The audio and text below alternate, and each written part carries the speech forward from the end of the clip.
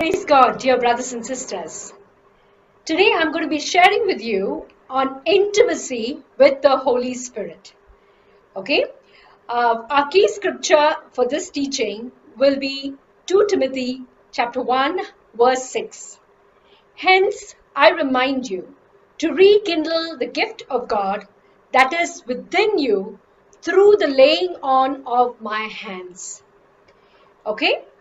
So we see St. Paul urging his young disciple Timothy to rekindle the gift that is already within him through the laying on of his hands.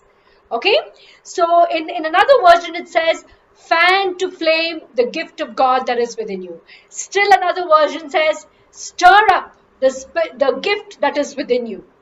So when you look at it shows us very clearly that this gift that is within us requires either fanning or stirring or rekindling. Okay, and before we start fanning and rekindling and stirring this gift, let's find out what this gift is, or rather, who is this gift that Saint Paul is talking about. So we see that the gift is not a what, it is a who, and it is the person of the Holy Spirit. So how do we know this?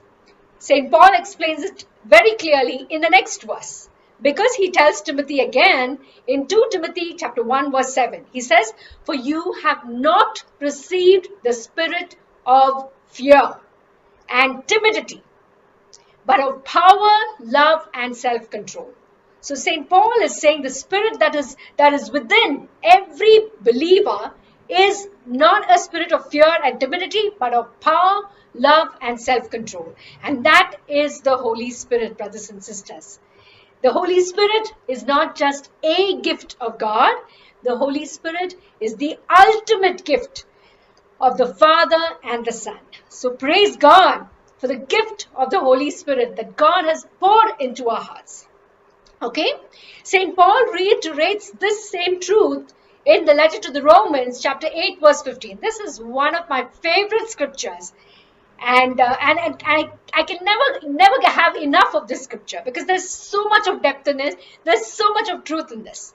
Okay, so this scripture tells us, for we have not received the spirit of slavery to fall back into fear. Okay, that was the spirit that is part of the old covenant, a spirit of slavery where the children of God, the people of God, could not relate with God as his sons and daughters. Although God loved them, loved Israel like his firstborn son, they did not relate with God in the same way. They related with him as if they were slaves of God.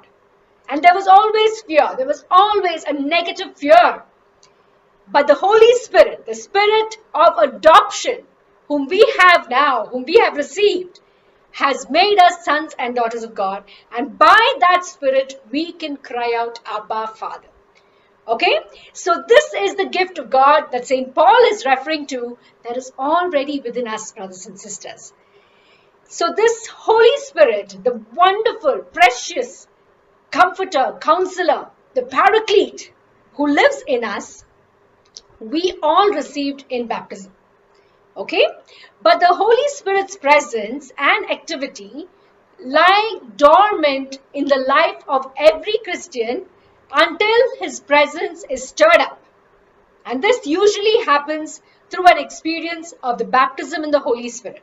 So what is St. Paul talking about? Rekindling the gift, stirring up the gift. He's talking about having a daily experience, a moment by moment experience of a baptism in the Holy Spirit, where the Spirit of God within us is constantly stirred up.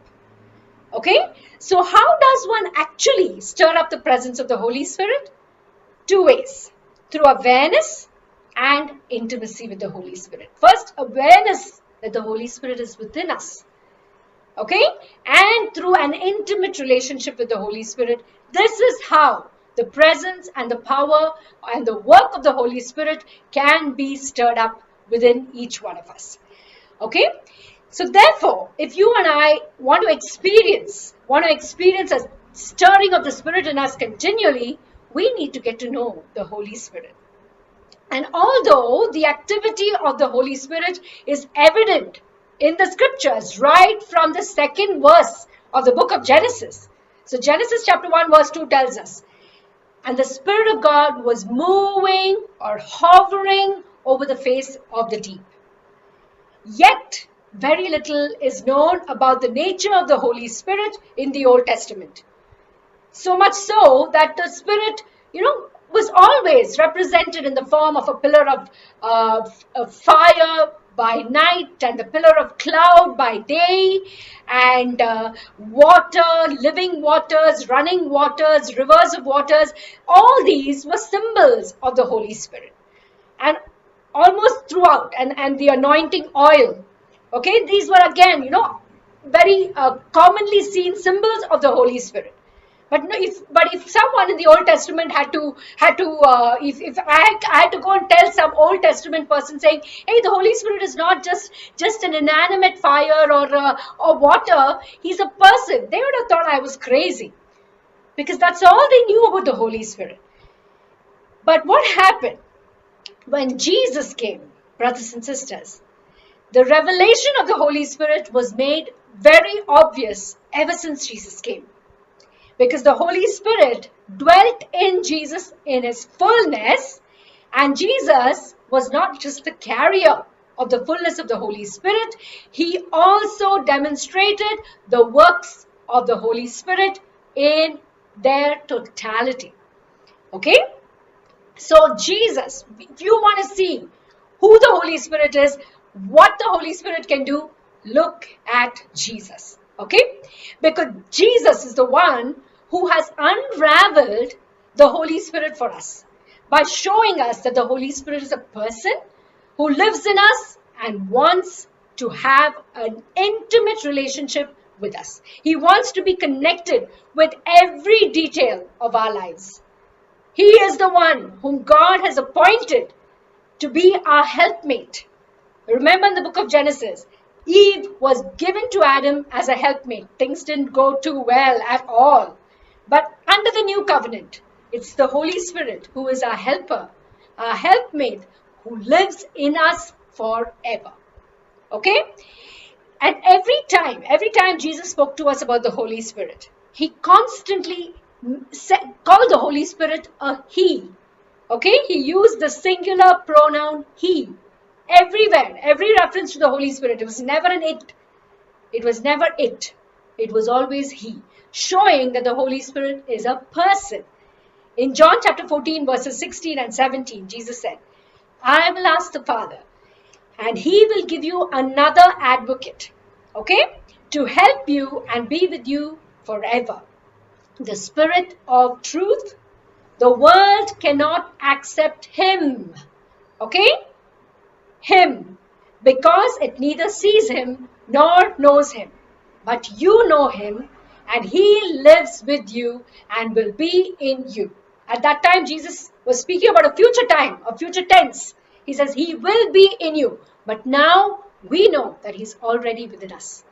So here Jesus calls the Holy Spirit another advocate. So who's our first advocate? Jesus himself. Okay? Who's our second advocate? The Holy Spirit. Okay? And Jesus also says he is the Spirit of truth. And it is the Holy Spirit who leads us and guides us into all truth. And even the truth of who the Holy Spirit is, what the Holy Spirit can do in our lives, who he wants to be for us, even that only the Holy Spirit can reveal to us, brothers and sisters. So the closer we walk in intimacy with the Holy Spirit, we will discover the Holy Spirit more, and the Holy Spirit will be involved.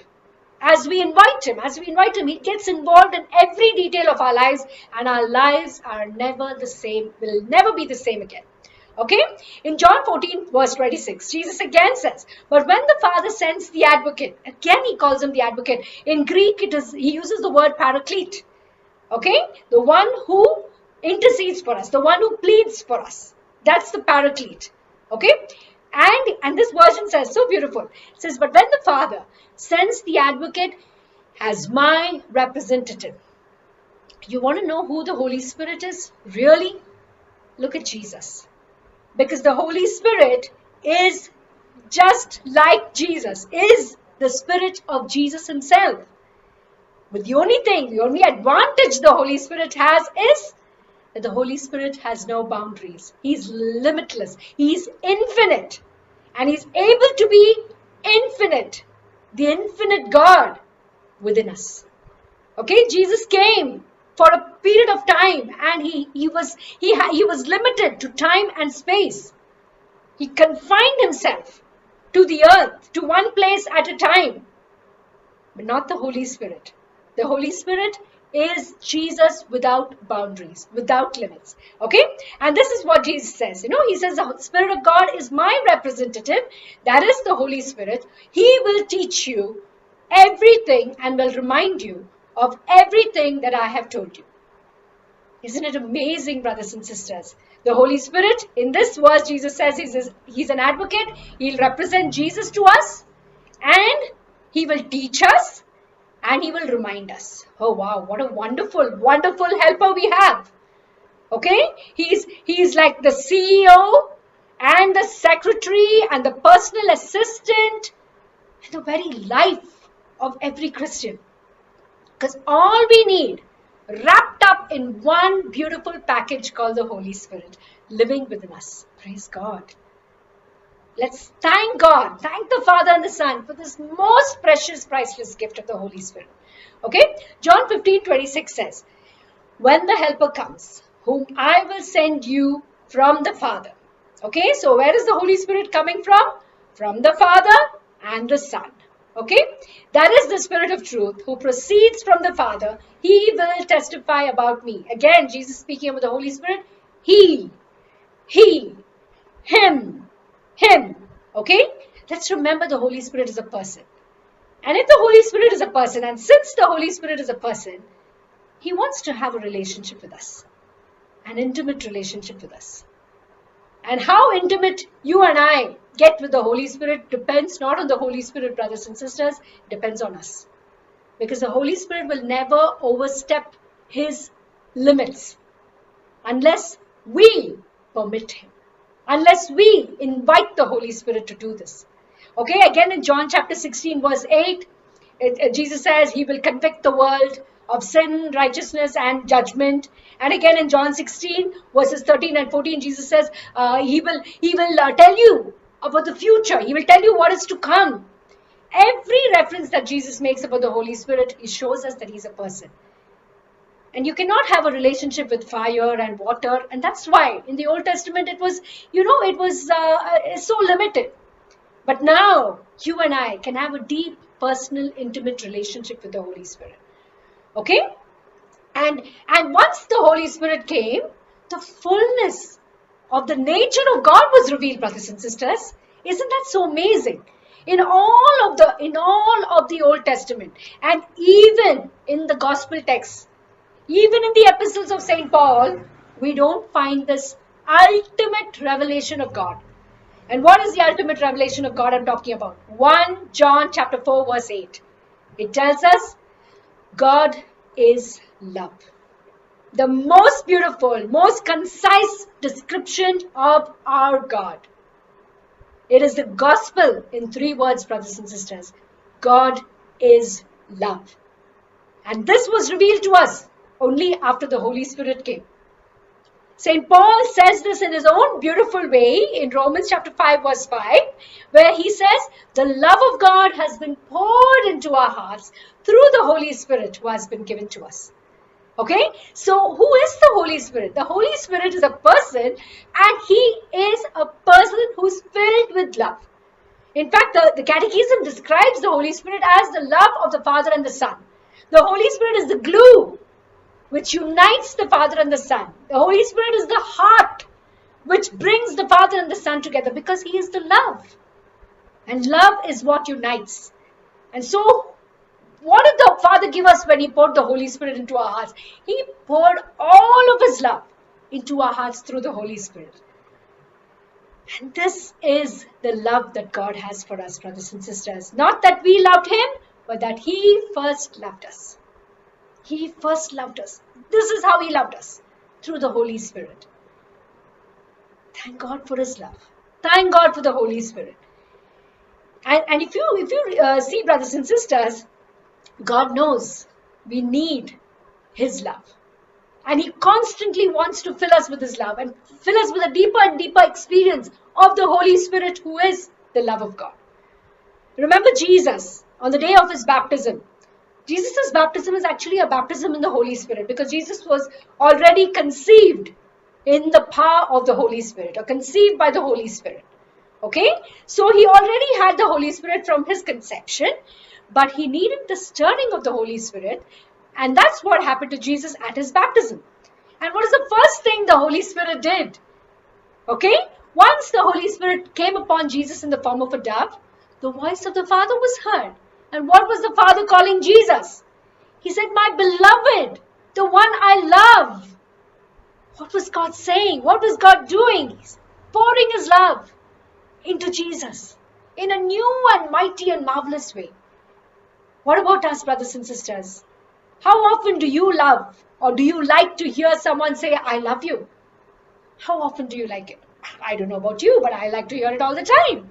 I like my husband to tell me that, my children to tell me that.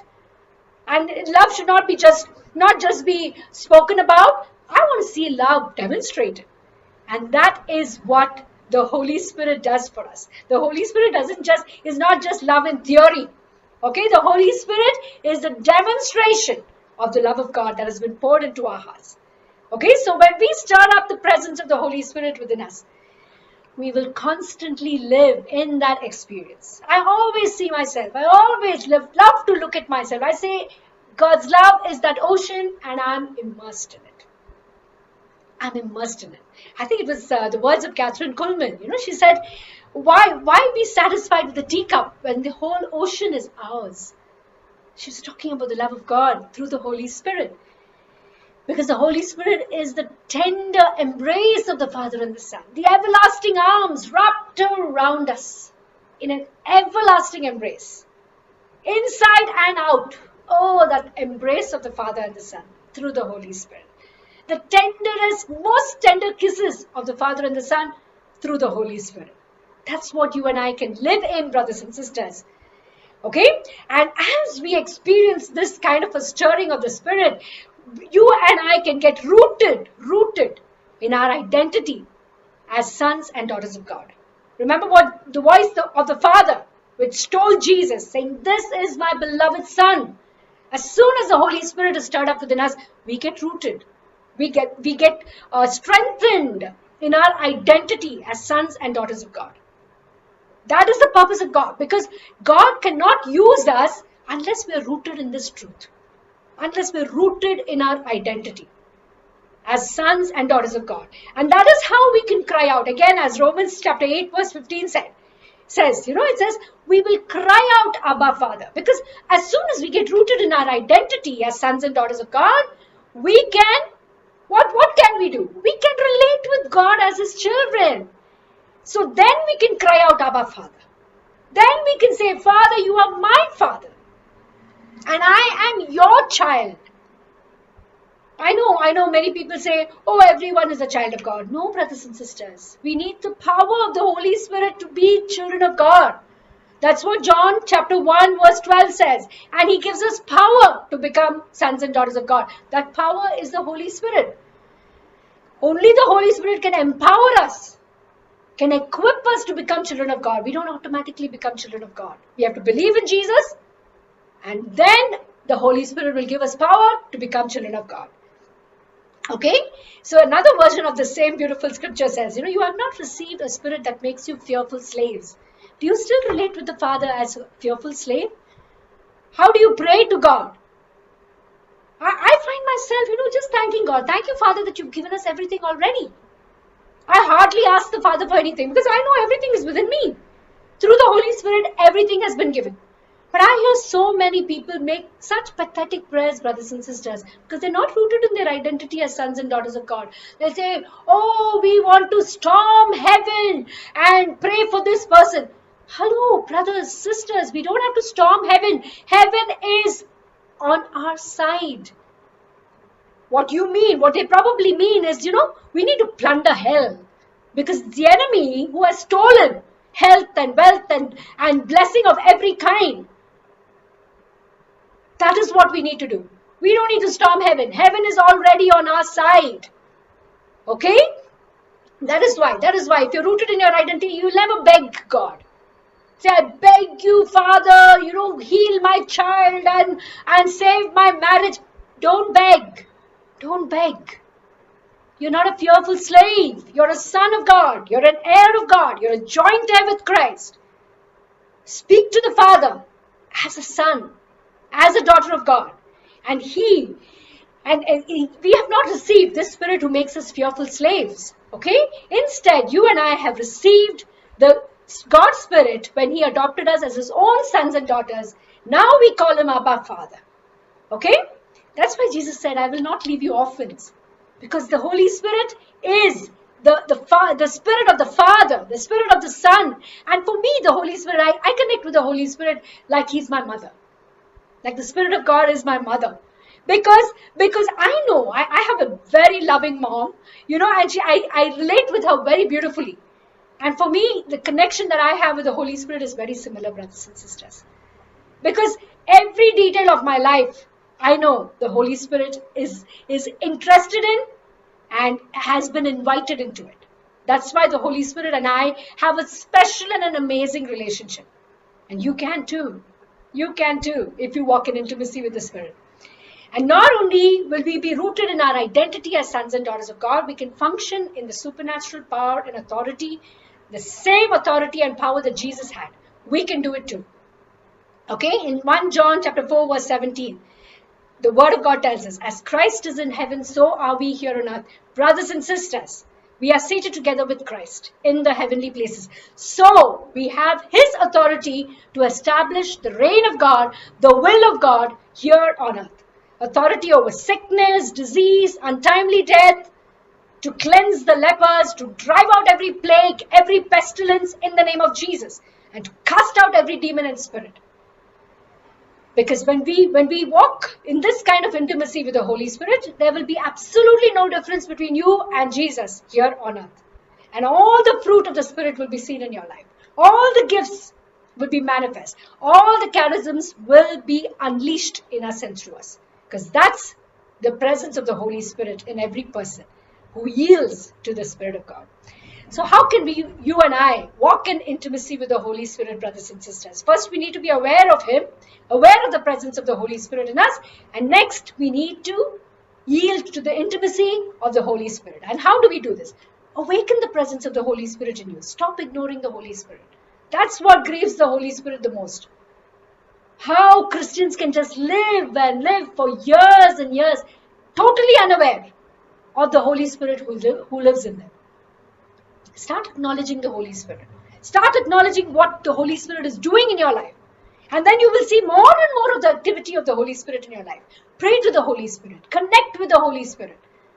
We pray to everyone. We pray to the Father too. We pray to the Son.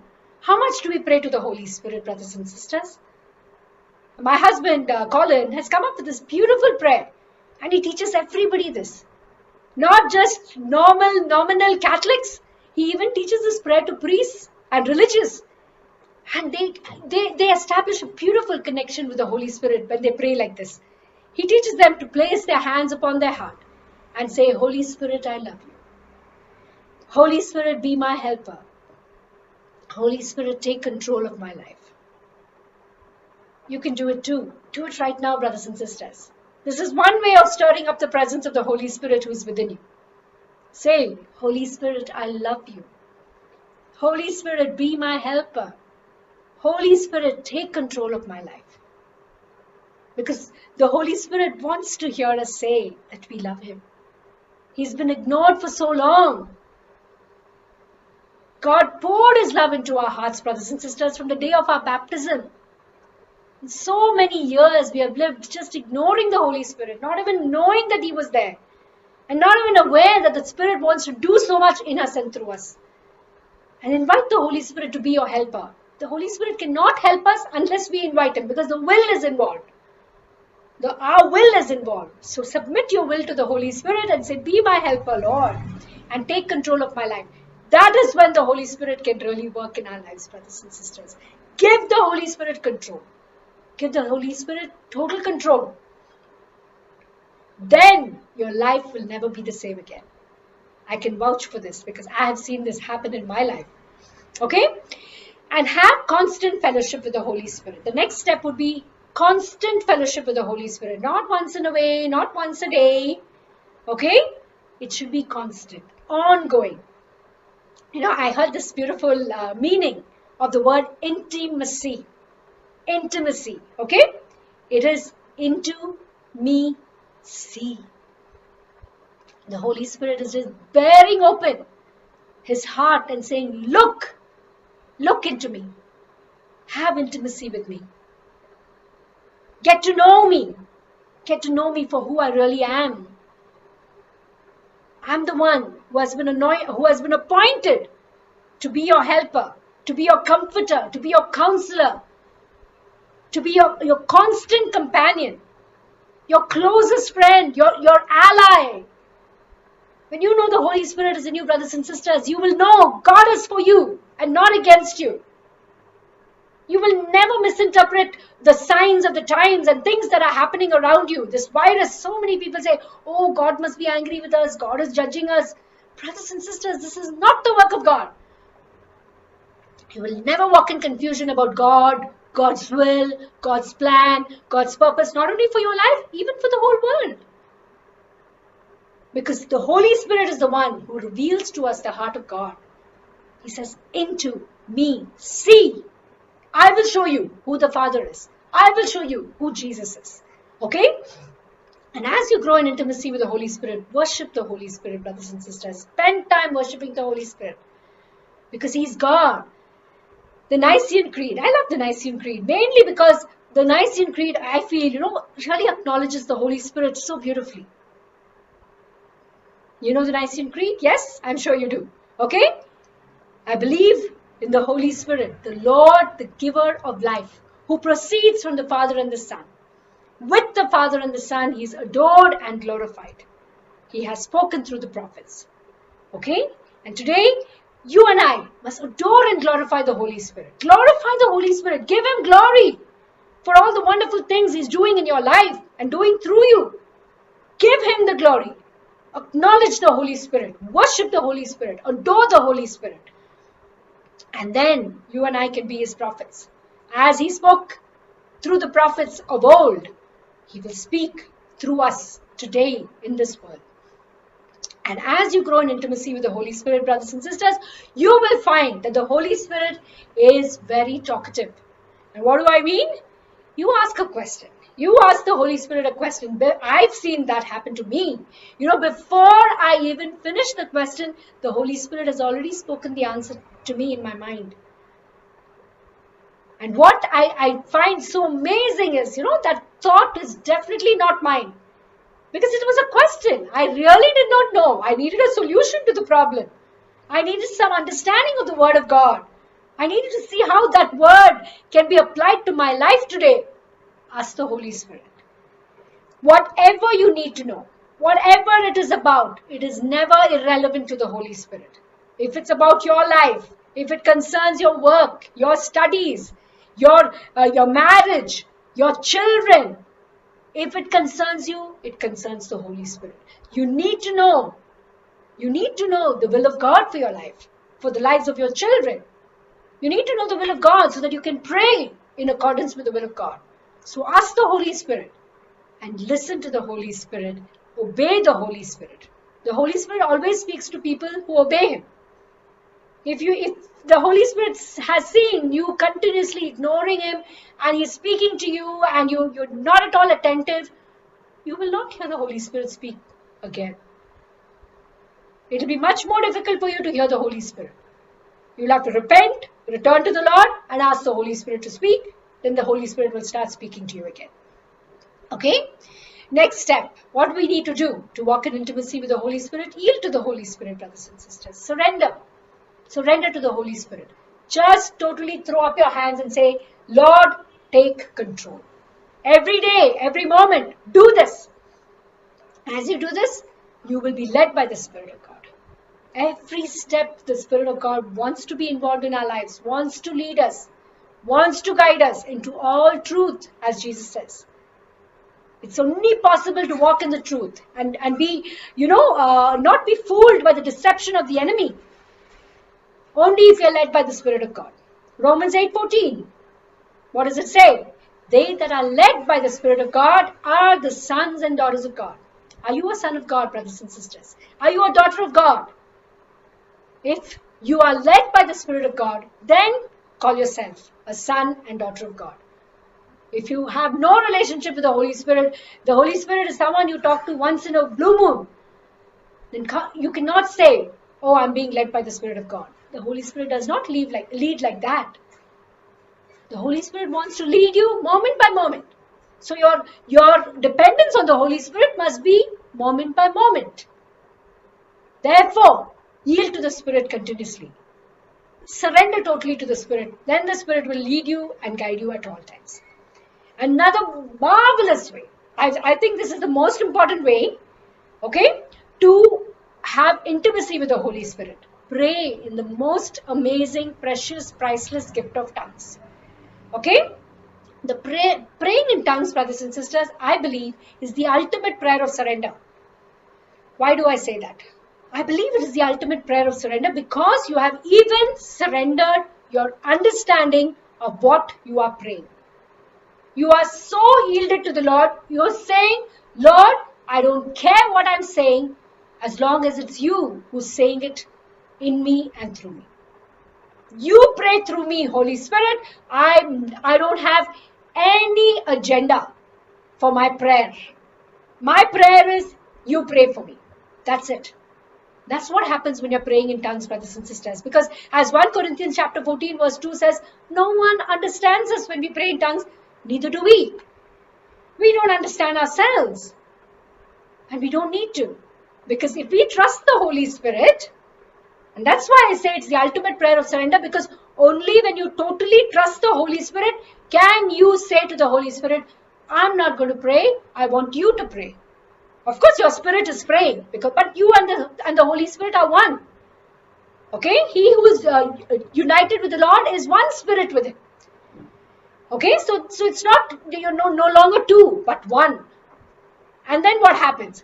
You have surrendered, you trust the Holy Spirit so implicitly that you have said, okay, Lord, no more agenda. I don't want anything. I don't need anything because I have you and you're there to pray for me. You pray for me. So that is a kind of relationship. That's a kind of prayer. I pray all the time, brothers and sisters.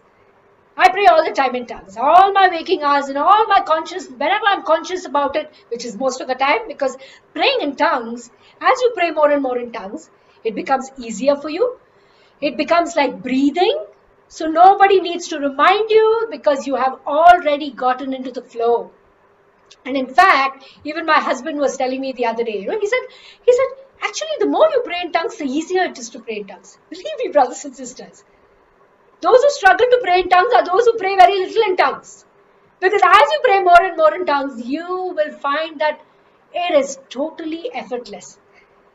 Effort is when it is physical. Okay, but this is from the Spirit. It's from the deepest part of us. And that Spirit is made in the image and likeness of God. It has no limitations. It is not conditioned by time and space. You cannot get tired in the Spirit. Your spirit never sleeps, just as God never sleeps. Okay? And when you're praying in the Spirit, you are praying. The Holy Spirit is praying. And it's effortless. And the most wonderful things about praying in tongues is not only just the intimacy with God, you will start walking here on earth just like Jesus. You will live in the miraculous realm, brothers and sisters. God doesn't do miracles. Everything He does is a miracle. And a miracle is normal for God. The supernatural is natural for God. You and I can start walking in that kind of a reality. And then every moment of your life, you will live like the Acts of the Apostles will become a daily experience for you. You can heal the sick. You will experience such power, casting out demons, binding spirits, throwing them out of your life and out of the lives of others. And whatever God is doing in your life, you will be enabled to do in the lives of others. That is the power of walking in intimacy with the Holy Spirit, brothers and sisters. Therefore, pray in tongues. Pray in tongues more and more, more and more. Make that effort. Initially, there is a little bit of effort involved because there is you need to remember to do it. Okay? And even that became easy for me because I asked the Holy Spirit to do it for me. I said, Lord, when I'm not speaking to anyone else, remind me to pray in tongues.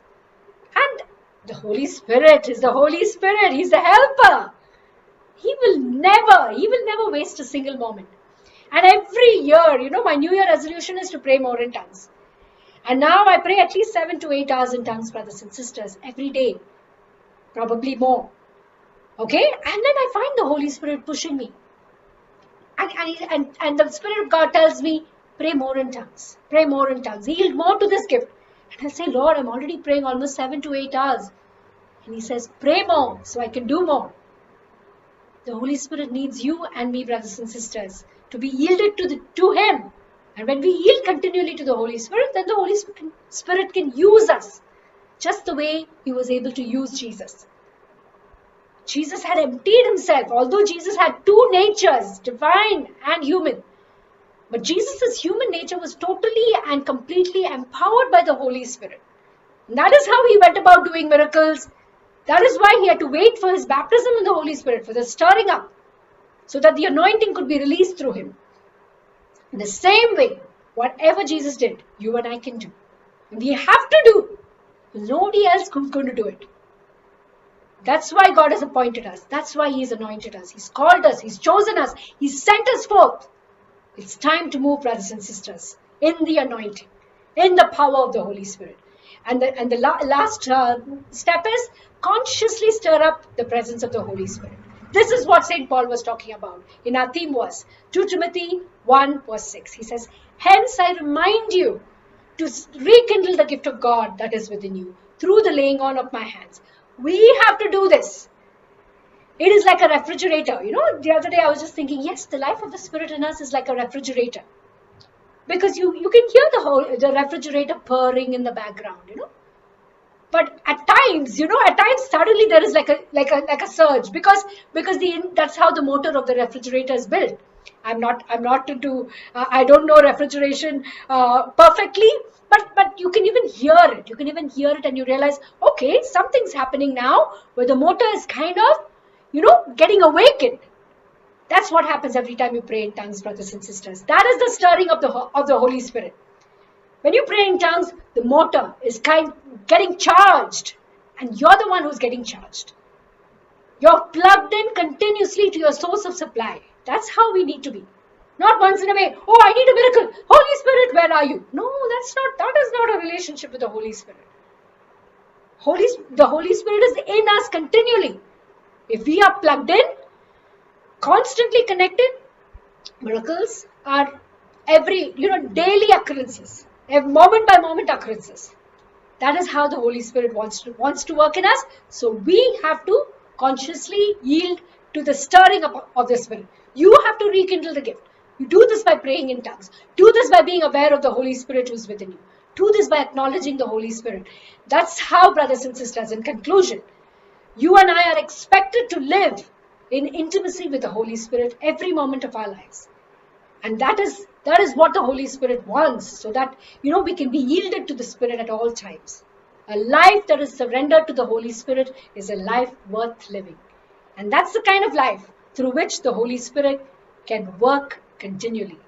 Remember, you and I are the workmanship of God, recreated in Christ Jesus unto good works. So when you yield to the Holy Spirit will work in you, transform you inside out. And you are His masterpiece. And He is recreating us as another Jesus here on earth, that we may do the same works and even greater works than Jesus did, because the Spirit of God is within us. God bless you.